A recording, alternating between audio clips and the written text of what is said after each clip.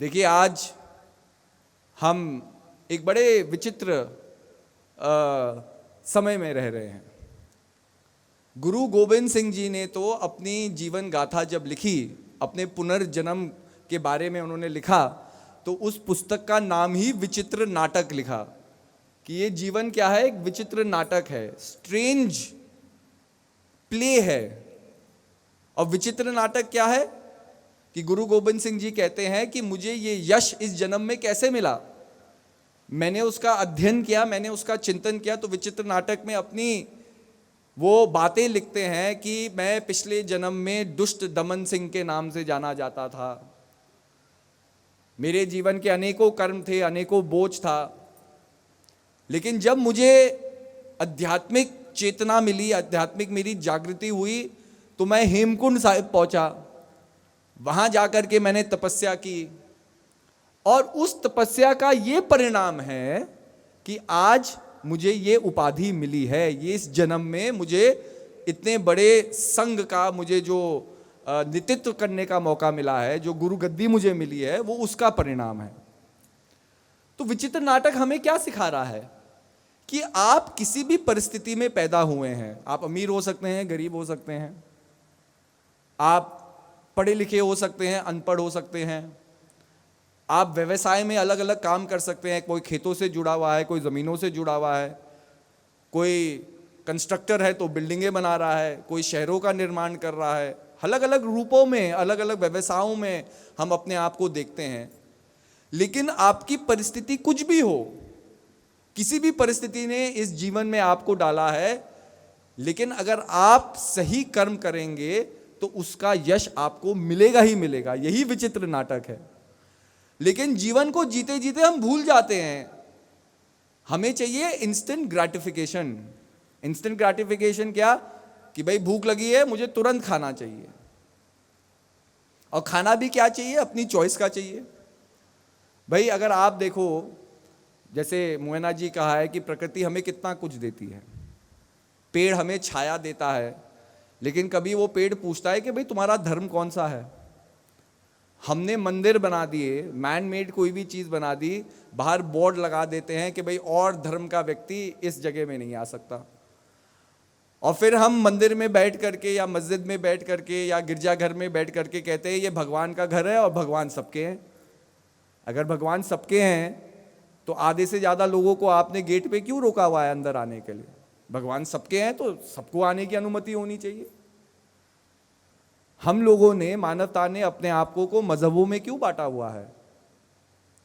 कोई दाढ़ी लंबी कर रहा है, कोई टीका लगा रहा है, कोई चोटी रख रहा है। तो ये विभिन्नताएं क्यों हैं? क्योंकि कहीं ना कहीं अंदरूनी तौर से हम भगवान को या भगवान के नाम को या भगवान के वर्चस्व को या धर्म इटसेल्फ को हम नहीं समझ सके हैं। धर्म की मूल भाषा क्या है, मूल विशेषता क्या है? कोई कहेगा कि जी बाइबल में ये लिखा है, ये धर्म का पालन है, 10 कमांडमेंट है, आप उसका पालन करें तो भाई ये आपको करना है। अब जरा सोचो कि जब मोसेस ने 10 कमांडमेंट लिखी, संत मूसा ने 10 कमांडमेंट लिखी, वो जीवन और वो समय बहुत अलग था। आज जीवन और समय अलग है। आने वाली पीढ़ी की प्रॉब्लम बनेगी, मैं कहना तो नहीं चाहता, लेकिन सोशल मीडिया भी एक बहुत बड़ी प्रॉब्लम बनेगी। क्योंकि जिस तरह से अगर नियंत्रण हमारे जीवन में नहीं है, तो बहुत से चीज़ें हैं जो सोशल मीडिया में हो रही है जिसके ऊपर हम गौर नहीं करते हैं, लेकिन आगे जाकर के वो मानसिक समस्याओं की जड़ बनेगी। कैसे? अब आपको एक उदाहरण, मैं छोटा सा उदाहरण देता हूं। श्वेत जी और हम कुछ साल पहले ऑस्ट्रेलिया और न्यूजीलैंड प्रचार करने के लिए जा रहे थे। तो जो हमारे कुछ दोस्त हैं वो सिंगापुर रहते हैं, जब उनको पता चला कि हम जा रहे हैं, उन्होंने कहा कि भाई यहीं से होते हुए चले जाओ, हमें भी मिल लो। तो हमने फ्लाइट को कहीं ना कहीं से जाना था, ऑस्ट्रेलिया डायरेक्ट फ्लाइट तो होती नहीं है, तो हमने सिंगापुर के थ्रू फ्लाइट ले ली। जब हम प्रोग्राम करके वापस आ रहे थे तो हम रुके कुछ दिन वहाँ से, उनसे मिले। तो हमारे एक बहुत करीबी दोस्त है, उनकी वाइफ हमसे मिली लंच के लिए और बड़ी वो अपसेट थी, दुखी थी। मैंने कहा क्या हो गया? कह रहे हैं मैंने अपने फेसबुक को बंद कर दिया, मैं उसको आउट हो गई, मतलब उसको मैंने अकाउंट को बंद कर दिया। मैंने कहा अब कैसे जियोगे बिना फेसबुक के?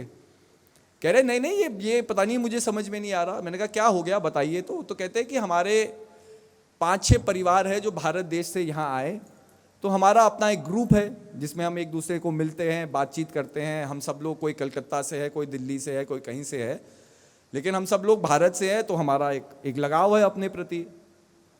और काफ़ी सालों से हम एक साथ यहाँ रह रहे हैं, हमारे बच्चे एक स्कूल में जा रहे हैं, सब एक साथ पले बड़े हो रहे हैं। हमारे ही उस ग्रुप में एक हस्बैंड और वाइफ की एनिवर्सरी है, और सुबेरे से जो वाइफ है वो बड़ी बड़ी पोस्टें फेसबुक में डाल रही है, फोटो के साथ, कुछ के साथ, अरे मैं अपने हस्बैंड को बड़ा प्यार करती हूँ, हैप्पी एनिवर्सरी, और ये और वो। लेकिन मैंने उनकी पोस्ट को लाइक नहीं किया, तो वो सुबेरे से मेरे से नाराज है, मुझसे ढंग से बात नहीं कर रही। अब आप बताओ एनिवर्सरी क्या है? एनिवर्सरी कोई पर्व तो नहीं है कि हम सब बैठ करके मनाएंगे कि होली आ गई, दिवाली आ गई, एक दूसरे के ऊपर रंग लगा रहे हैं। भाई जिन 2 महान बुद्धिमान व्यक्तियों ने शादी की है वही तो एनिवर्सरी मनाएंगे एक दूसरे के साथ, और कौन मनाएगा? भाई कोई और पर्व है उसको तो सब लोग मनाते हैं, पर आपने शादी की है और आपने ही चुना है। तो कहने का अभिप्राय ये है कि जो निजी चीज 2 लोगों के बीच में है, हस्बैंड अपनी वाइफ को एनिवर्सरी विश करेगा, वाइफ अपने हस्बैंड को एनिवर्सरी विश करे, तो वो चीज आपने पब्लिक बना दी। अब पब्लिक से आप रिप्लाई भी चाहते हो, आप लाइक भी चाहते हो। अगर आपने लाइक नहीं किया है, वो हार्ट पे क्लिक नहीं किया है, तो भाई वो रिश्ते नाते खत्म हो रहे हैं। तो कह रहे हैं इससे अच्छा हो गया फेसबुक ही ना रहे, तो ये चीज तो नहीं रहेगी। मैं तो ये कह सकती हूँ कि मैं तो फेसबुक पे हूँ नहीं, मैं कैसे पोस्ट को लाइक करूं? तो कहने का अभिप्राय है कि जैसे जैसे एडवेंट ऑफ टेक्नोलॉजी होता है, अब देखिए छोटा सी बात है, जिस व्यक्ति ने अणुबम का आविष्कार किया, डॉक्टर हाइमर नाम था उनका, तो जर्मन साइंटिस्ट थे, और जब एटॉमिक बॉम्ब का विस्फोट हुआ तो सबसे पहले उन्होंने गीता का श्लोक बोला, जिसमें भगवान कहते हैं कि मैं 1000 सूर्य के समान मेरा वर्चस्व है। तो कहने का अभिप्राय यह है कि किसी व्यक्ति ने किसी सोच से किसी चीज का आविष्कार किया। अब उसी चीज को अगर हम लागू करें कि भाई एटम बम कब उसका विस्फोट हुआ, और आज 60-70 साल हो गए होंगे उस आविष्कार को हुए हुए, लेकिन जितना उपयोग समाज को बदलने के लिए ये अणुशक्ति कर सकती थी, हमने उसका उपयोग वैसे थोड़ी किया। न्यूक्लियर रिएक्टर से हम फ्री एनर्जी, फ्री इलेक्ट्रिसिटी पूरे संसार में बांट सकते हैं, लेकिन हमने वो नहीं किया। हमने बम बनाए, हमने मिसाइलें बनाई, और उसी टेक्नोलॉजी का इतना विध्वंसकारी रूप हमने बना दिया कि आज भी आप हिरोशिमा नागासाकी, जैसे महाराज जी ने पहले दिन बताया था, आप जाएंगे तो आप देख सकते हैं कि कैसे लोग पीड़ित हुए। आज भी लोग अपंग पैदा होते हैं, उस एरिया के लोग अपंग पैदा होते हैं, क्योंकि रेडिएशन पॉइजनिंग से, मतलब वो रेडिएशन आज भी हमारे शरीर में है और हमारे शरीर से दूसरी पीढ़ी में जा रही है। तो कहने का अभिप्राय, लेकिन आज हम सीखे नहीं है। ये तो नहीं कि भाई वो चीज देख करके आदमी कह रहा है कि सारे एटम बॉम्ब को खत्म कर दो, नहीं, आज फिर भी हम टेस्ट करते हैं। आज फिर भी बड़े बड़े देशों में जो एटॉमिक नेशन है उसमें होड़ है कि किसके पास ज्यादा हथियार है, एटॉमिक हथियार है, क्योंकि वो फिर ये वर्चस्व दिखा सकता है कि हमारे पास संसार को तहस नहस करने की शक्ति है। और हमने इतने बम बना दिए हैं कि हम एक बार नहीं, 2-3 बार नहीं, हम हजारों बार इस पृथ्वी को तहस नहस कर सकते हैं। लेकिन फिर भी आदमी का अहंकार खत्म नहीं हुआ है, देशों का अहंकार खत्म नहीं हुआ है। आज भी हम वेपन्स ऑफ मास डिस्ट्रक्शन बनाए जा रहे हैं। वर्ल्ड वॉर 1 में नर्व गैस यूज की जाती थी। नर्व गैस इतनी जहरीली गैस थी कि आदमी उसको सांस लेता था और वो उसके फेफड़ों में जाकर के फेफड़ों को वो खत्म कर देती थी। आदमी मतलब इतनी भयानक मौत मरता था। लेकिन वो नर्व गैस का किसने यूज किया? कोई जानवरों ने मानव के ऊपर थोड़ी फेंका, मानव ने मानव के ऊपर फेंका। तो कहने का अभिप्राय यही है कि इतना कुछ अनुभव करते करते भी क्या हम वास्तविकता में हम अध्यात्म की ओर अग्रसर हो रहे हैं कि हम अध्यात्म से या अपने ध्येय से हम बहुत पीछे जा रहे हैं? और यही होता है, हम अपने स्वार्थ के लिए किसी भी चीज का मैनिपुलेशन कर देते हैं। आज हम भारत देश को स्वाभाविक है एक नए रूप में देखना चाहते हैं। भारत, कितने देश कह भी रहे हैं कि भारत देश में इतना पोटेंशियल है कि अगर भारत अपने पोटेंशियल को जाने तो बहुत जल्दी ही Bharat one of the leading nations of the world बन सकता है। इकोनॉमिक पावरनेस हमारे अंदर है, मैन्युफैक्चरिंग पोटेंशियल हमारे अंदर है, साइंस टेक्नोलॉजी का पोटेंशियल हमारे अंदर है। एक आदमी ने रिसर्च की कि कितने इंडियंस अमेरिका में रह करके काम कर रहे हैं, तो उसने स्टेटिस्टिक्स निकाला। नासा, जो संसार की सबसे प्रीमियम स्पेस एक्सप्लोरेशन ऑर्गेनाइजेशन है, उसमें करीब 45% आपके भारत देश के लोग काम कर रहे हैं, साइंटिस्ट। 60% अमेरिका में डॉक्टर्स एशियन ओरिजिन के होंगे, चाइनीज होंगे या इंडियंस होंगे। मतलब हर एक फील्ड में आप देख लो। आज सिलिकॉन वैली में आप देख लीजिए, जितनी भी आपकी बड़ी कंपनीज हैं, उसको हेड कोई एक इंडियन ही कर रहा है, एक इंडियन ओरिजिन का आदमी कर रहा है। देश विदेश में आप देख लीजिए, कनाडा के पार्लियामेंट में भारत देश के लोग पहुंचे हुए हैं, सिख समुदाय वहां पहुंचा हुआ है। अमेरिका में इंडियन ओरिजिन की वाइस प्रेसिडेंट बन चुकी हैं। कहने का अभिप्राय है कि ऐसी कोई भी सेक्टर या फील्ड नहीं है जहां भारतीय कंट्रीब्यूशन ने या भारतीय लोगों के कंट्रीब्यूशन से आज संसार की रूपरेखा नहीं बदल रही हो। लेकिन हम अपने देश को देखें तो हमारी वो पुरानी आदत है, क्या है कि एक जहाज जा रहा था, उसके अंदर अलग अलग डब्बे थे, डब्बे के अंदर अलग अलग केकड़े थे, क्रैब्स थे। जो कप्तान है जहाज का, वो इंस्पेक्शन करने के लिए आता है, देखता है सारे डब्बे सील्ड है, बंद है, हर चीज़ है। बस एक डब्बा है जिसका कोई ढक्कन ही नहीं, खुला हुआ है। तो वो अपने शिप के जो मेट्स हैं, क्रू है, उससे पूछता है कि भाई ये डब्बा क्यों खुला हुआ है, सारे डब्बे तुमने बंद कर रखे हैं, इस डब्बे के केकड़े हैं, कहीं ये भाग तो नहीं जाएंगे? तो कह रहे नहीं नहीं, ये नहीं भागेंगे, ये भारत देश के केकड़े हैं। अगर एक भागने की कोशिश करता है, दूसरा उसकी टांग पकड़ के उसे खींच लेता है। और यही हो रहा है। भारत देश ने एक समय में धर्म का संदेश दिया, लेकिन भारत देश में आज मजहबों के नाम पर टुकड़ों में बट रहा है। आज हम राम राज की बात करते हैं। राम राज का अर्थ क्या है? सबसे पहले प्रभु श्री राम एक तत्व है, एक एसेंस है। प्रभु श्री राम स्वाभाविक है एक पर्सनालिटी हुए जो त्रेता युग में हुए, लेकिन आज हम त्रेता युग में नहीं रह रहे हैं। त्रेता युग में फेसबुक नहीं होगा, त्रेता युग में इंस्टाग्राम नहीं होगा, त्रेता युग में मॉडर्न प्रॉब्लम्स नहीं होगी, त्रेता युग में कोरोना नहीं होगा। आज कोरोना है। आज सोशल मीडिया का अगर सही उपयोग ना किया जाए, या सही, जैसे मोहना जी ने कहा कि भाई सही डायरेक्शन बच्चों को नहीं दिया जाए, तो सोशल मीडिया भी एक टूल ऑफ डिस्ट्रक्शन बन जाता है। लोग गलत गलत प्रोफाइल बना करके गलत गलत काम करते हैं, आइडेंटिटी थेफ्ट्स होते हैं, लोगों की आइडेंटिटी को स्टील कर लिया जाता है, उनके बैंक अकाउंट खाली कर दिए जाते हैं।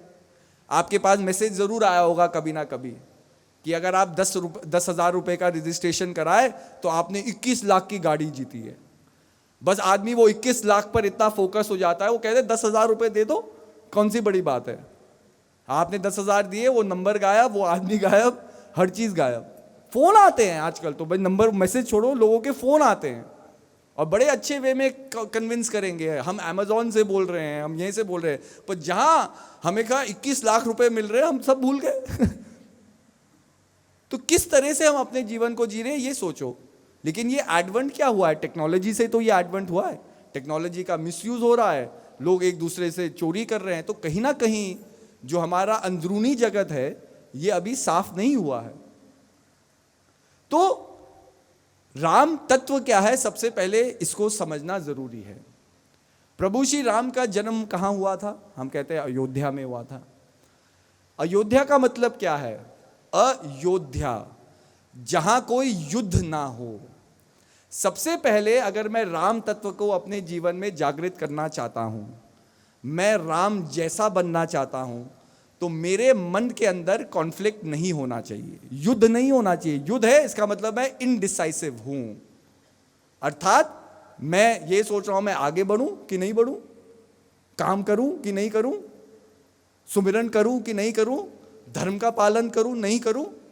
एक ड्युअलिटी मेरे अंदर एग्जिस्ट कर रही है, और जब तक ड्युअलिटी है वो राम तत्व मेरे अंदर कभी जागृत ही नहीं होगा। क्योंकि ड्युअलिटी क्या है? ड्युअलिटी स्वार्थ है, ईगो है। ईगो ड्युअलिटी को जन्म देती है। कैसे? अब मैं आपसे पूछूं आपका सबसे प्यारा फल कौन सा है, तो सबके मन के अंदर एक एक फल आ रहा होगा। किसी को सेब पसंद है, किसी को आम पसंद है, किसी को तरबूज पसंद है, सबके मन के अंदर एक चीज आ रही है। लेकिन मैं ये कहता हूं अगर आपको सेब का पसंद है तो क्या आम ने आपका कुछ बुरा किया कि आप आम को पसंद नहीं करते हैं? फल का क्या काम है? सिंपल काम क्या है? पेड़ जैसे निस्वार्थ रूप से छाया देता है, फल का काम है कि किसी भी भूखे व्यक्ति की भूख को खत्म करना। आप सेब भी खाएंगे एक ही परिणाम होगा, आप आम भी खाएंगे आपकी भूख शांत होगी, आप तरबूज भी खाएंगे आपकी भूख शांत होगी, आप हाइड्रेट होंगे, फल के अंदर अच्छी न्यूट्रिशनल प्रॉपर्टीज है, आपको वो न्यूट्रिएंट मिलेंगे। लेकिन मन क्या कहता है? मन स्वार्थी हो जाता है, मुझे सेब पसंद है आम पसंद नहीं। हम चॉइसेस डिवाइड कर रहे हैं, और ये है ड्युअलिटी। जो चीज़ मुझे पसंद है और जो चीज़ मुझे पसंद नहीं है। आपने संसार में भेद क्रिएट कर दिया। जब तक आपके अंदर भेद रहेगा वो भेद ईगो को प्रोपेल करती रहेगी। ये व्यक्ति मेरा है, ये व्यक्ति मेरा नहीं है, ये समाज मेरा है, ये समाज मेरा नहीं है। जब तक हम ऐसे स्टेट में रहेंगे हम अपने मन के अंदर अयोध्या की स्थापना ही नहीं कर सकते। और जब तक अयोध्या की स्थापना ना हो, ये युद्ध खत्म ना हो, ये ड्युअलिटी खत्म ना हो, तब तक राम जन्म ही नहीं लेंगे हमारे मन के अंदर। फिर प्रभु श्री राम के माता पिता कौन थे? अब राम तत्व को जन्म करना है तो एनर्जीज को लाना है, मेल फीमेल एनर्जीज को एकत्रित करके एक नई एनर्जी का जन्म होगा। अब प्रभु श्री राम के पिता थे दशरथ। दशरथ का मतलब क्या है? The controller of 10 chariots.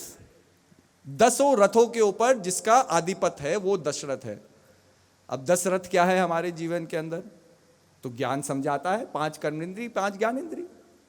इसी के ऊपर मन है, मन के ऊपर आत्मा है, आत्मा के ऊपर कुछ है ही नहीं। आपकी आइडेंटिटी इन्हीं चीजों के ऊपर आधारित है। अब 5 कर्मेंद्रिय 5 ज्ञानेंद्रिय, सेंसेस ऑफ परसेप्शन, कि संसार से हम कैसे सीख सकते हैं और संसार में हम क्या बांट सकते हैं, क्या हम धारण करेंगे और क्या उस धारणा से हम क्या कर्म को उत्तेजित करेंगे, मतलब क्या कर्मों को प्रकट करेंगे, हमारे कर्म क्या होंगे। तो वर्किंग परसेप्शन है और सेंसरी परसेप्शन है, लेकिन इसके ऊपर नियंत्रण नहीं है। तो भाई 10 रथों पे हमारा नहीं है काबू। और यही हम देखते हैं, कोई आदमी अपने अदब में खोया हुआ है, कोई अपने मान में खोया हुआ है, कोई अपने अभिमान में खोया हुआ है। किसी आदमी ने एक बात बड़ी सुंदर रखी। उसने कहा कि अगर इस संसार की आप एक टाइमलाइन बनाएंगे, टाइमलाइन ना, कि भाई सूर्य का जन्म कब हुआ, पृथ्वी का जन्म कब हुआ, मतलब लाखों करोड़ों सालों बाद, मतलब एक टाइमलाइन बनेगी, इतनी हजारों साल की टाइमलाइन, मतलब पॉइंट ऑफ ओरिजिन या कह लो बिग बैंग जब बड़ा विस्फोट हुआ, और तब से लेकर के आज तक अगर एक टाइमलाइन बनाए और उस टाइमलाइन को आप अपने जीवन से कंपेयर करें, आपका जीवन कितना होगा? 80 साल कोई जी लेता है, कोई 100 साल जी लेता है, कोई 70 साल जी लेगा।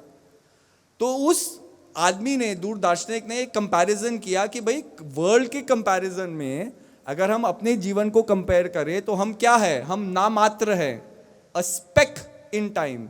मतलब धूल का जितना एक कण होता है, सैंड का जितना एक कण होता है, इस पूरे ब्रह्मांड के जीवन में हम एक केवल कण हैं, एक मतलब स्पेक ऑफ डस्ट। और ये स्पेक ऑफ डस्ट का कोई आधार नहीं है। अगर हम सोचे हमने जन्म ले लिया, हमने संसार को बदल दिया, हमने कुछ कर दिया, बहुत जल्दी 1-2 पीढ़ी बाद आपको ही जानने वाला आपके परिवार में कोई नहीं होगा। जिस प्रकार से हम ही कितने अपने पूर्वजों को नहीं जानते। अगर मैं आपसे पूछूं आपके पिताजी का नाम क्या है, आप अपने पिताजी का नाम बोल लेंगे। मैं कहूँगा उनके पिताजी का नाम क्या है, आप अपने दादाजी का नाम बोल लेंगे। मैं कहूँगा उनके उनके क्या क्या नाम है आपके परदादा जी का, आप बोल देंगे। 3-4 पीढ़ियों तक आप जानते होंगे, उसके पहले आपके ही प्रियजनों का नाम क्या था आप नहीं जानते।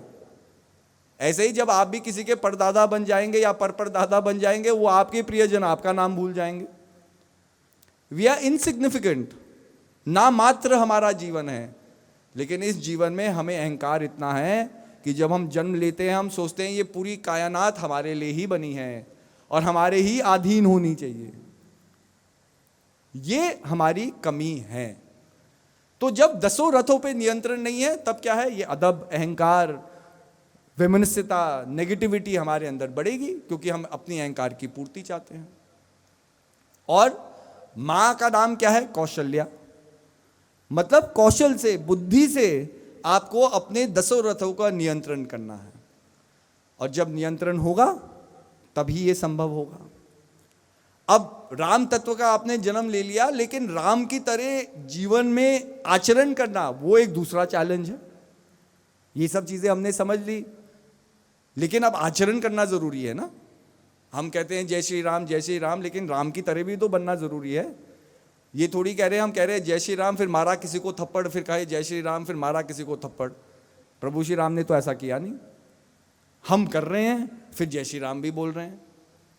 तो कहने का अभिप्राय है कि राम के जीवन में 2 उनके ऐसे सपोर्टर्स थे जो मैं मानूंगा, जो और नहीं थे। तो हम कहेंगे जी लक्ष्मण जी तुरंत खड़े हो गए जब प्रभु को वनवास हुआ। लक्ष्मण जी एक तरीके से उनके स्टेप ब्रदर ही हुए राम जी के। आज सगा भाई अपने भाई के लिए दुख में खड़े होने के लिए तैयार नहीं है, लेकिन क्या भक्ति रही होगी प्रभु श्री राम की, मतलब लक्ष्मण जी की, कितना आइडियलाइज करते होंगे कि तुरंत खड़े हो गए अपनी घर गृहस्थी का त्याग करने के लिए। यही नहीं सोचा कि मेरे जीवन में क्या कष्ट आएंगे, लेकिन प्रभु श्री राम के साथ चलना है। तो कहीं ना कहीं सत्य के प्रति वो निष्ठा, वो लगन, वो समर्पण लक्ष्मण की तरह हमारा भी होना चाहिए। अगर वो नहीं है तो भाई जय श्री राम बोलते रहो, राम वो तत्व नहीं आएगा। हमें जो करना चाहिए जीवन में उससे हम बहुत दूर चले जाएंगे, क्योंकि अहंकार कहीं ना कहीं तो है ना हमारे अंदर, सूक्ष्म रूप में। और फिर हम कहते हैं हनुमान जी, तो हनुमान जी के बारे में मैंने कहा हनुमान जी कैसे प्रकट होते हैं, जब अपने अभिमान का हनन करोगे। तो देखिए ये जो भी चीज है, हमारा वेदों का ज्ञान है, ये इट्स अ क्रोनोलॉजी और क्रॉनिकल ऑफ ह्यूमन एक्सपीरियंसेस।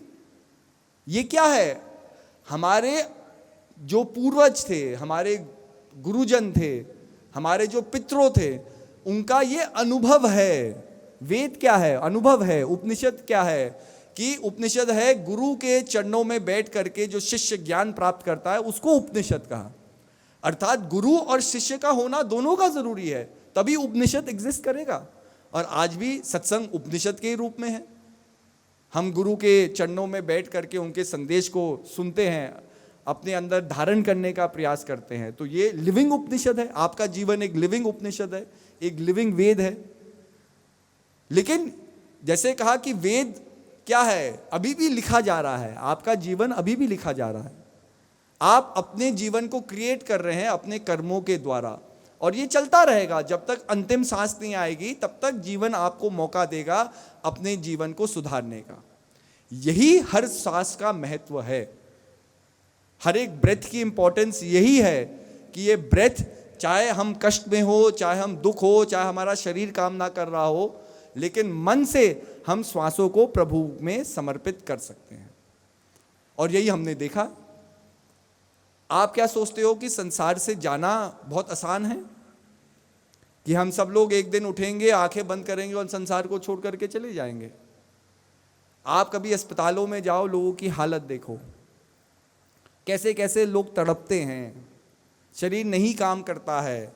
आदमी जो एक समय बड़ा बलवान होता है, अपने आप को सोचता है मैं कुछ भी कर सकता हूँ, वो अपने पैरों पे खड़े होने के लायक भी नहीं होता। कोई आदमी व्हील चेयर पे अधीन हो जाता है, किसी को डायलिसिस की ज़रूरत है, खून साफ नहीं हो रहा, किडनी फेल हो गई, बार बार खून को साफ करने के लिए अस्पताल लिया जाता है। कैंसर जैसी ऐसी बीमारी है कि आदमी को अंदर ही अंदर खा लेती है। लेकिन हमें ऐसे भी लोगों के वर्णन सुनने को मिलते हैं जो नाम का सुमिरन सुमिरन करते एक पल में ही बिना किसी कष्ट से अपने शरीर को छोड़ देते हैं। क्योंकि क्या है कि सबसे पहले हमें जीवन को जीना आना चाहिए, तभी तो हम तैयार हैं जीवन को छोड़ने के लिए। अभी हमने जीवन को जीना ही नहीं सीखा, सब लोग भयभीत है, डर रहे हैं, भाई जीवन अंत हो जाएगा। तो जीवन तो अंत होगा ही, आएगा सो जाएगा, राजा रंग फकीर, एक सिंहासन पर चढ़ा एक बांधा जाए जंजीर। तो यही महान पुरुष हमें जागृत करना चाहते हैं कि भाई अपनी चेतना को जागृत करो। आपके अंदर एक ऐसी शक्ति है जिसको अजर अमर और अविनाशी कहा गया। अब भगवान श्री कृष्ण इस बात को कह रहे हैं, तो भगवान तो हमसे झूठ नहीं बोलेंगे। भगवान श्री कृष्ण ने बड़े छल किए, सत्य की स्थापना के लिए बड़े उन्होंने हथकंडे अपनाए, लेकिन जब अर्जुन को ज्ञान देते हैं बड़े प्रैक्टिकल रूप में ज्ञान देते हैं। आज गीता का अध्ययन करो, बहुत से लोग कहते हैं कि गीता एक वॉर स्क्रिप्चर है। बार बार श्री कृष्ण कह रहे हैं कि भाई लड़ो लड़ो, अपने अपने अपने कर्तव्य का पालन करो, तुम योद्धा हो, लड़ो लड़ो, लड़ने को सिखा रहे हैं। नहीं, जिसका काम लड़ना है उसको अपना कर्तव्य पूरा करना सिखा रहे हैं। अगर एक योद्धा लड़ेगा नहीं तो क्या करेगा?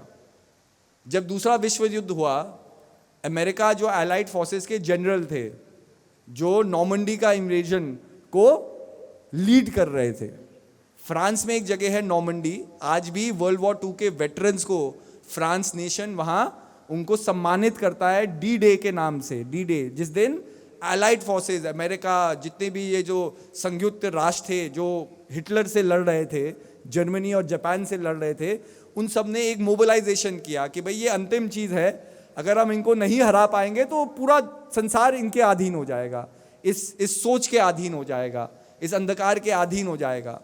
तो डी डे आया और कितने हजारों लाखों लोग एक साथ नॉर्मंडी में गए और वहां से उन्होंने जो हिटलर नाजी आर्मी को धकेलना शुरू किया, क्योंकि नाजी ने जर्मनी नहीं फ्रांस तक उन्होंने ऑक्यूपाई कर लिया था, फ्रांस पूरा जर्मनी के अधीन था।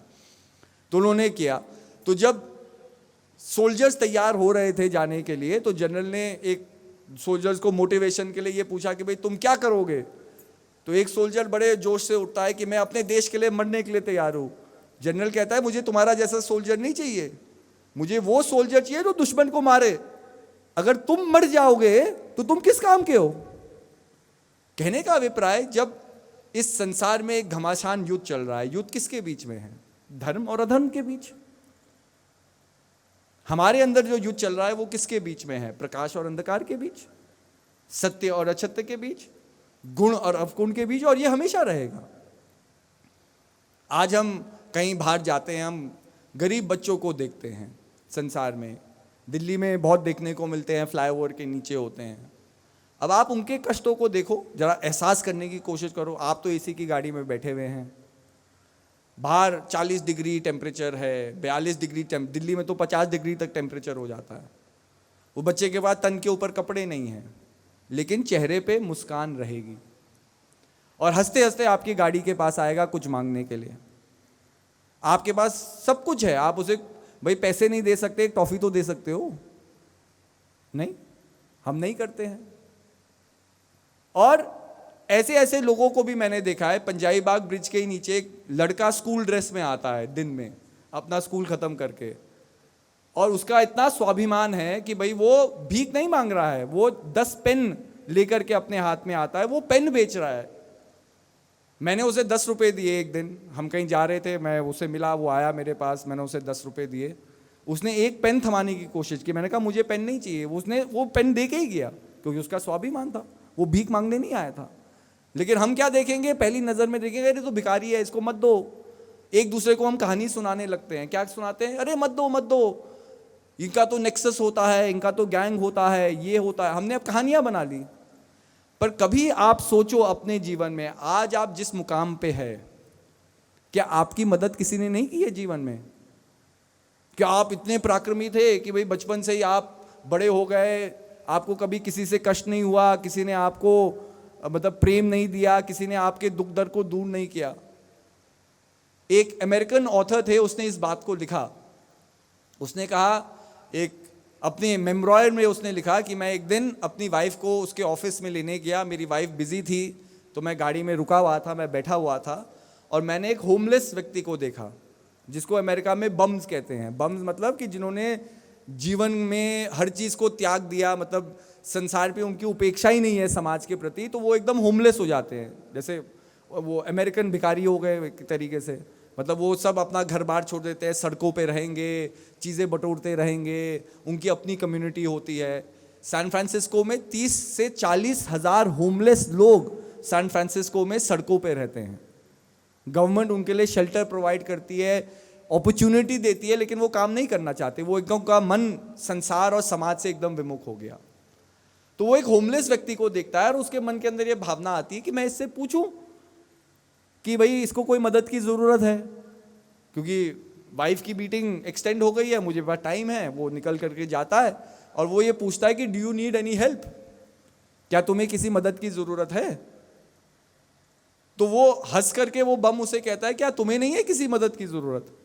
वो उल्टा उसे कहता है। तब उसे ये एहसास होता है कि बात तो सही है, मैं ये सोच रहा हूं कि मैं इसकी मदद कर रहा हूं, लेकिन ऐसे ही कितने असंख्य लोगों ने मेरी मदद की है, इसलिए मैं इस मुकाम पे हूं।